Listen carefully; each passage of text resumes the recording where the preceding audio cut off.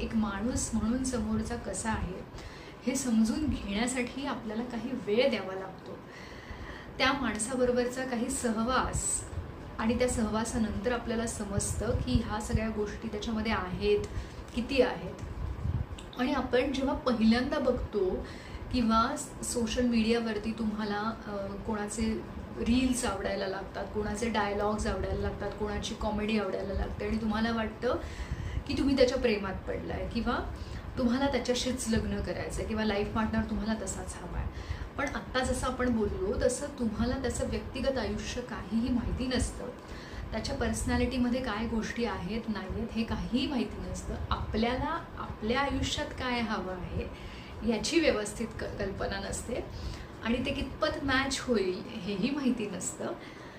परस्परांशी एकमेकांशी किती मॅच होईल हे माहिती नसतं आणि आपण म्हणतो की आपण प्रेमात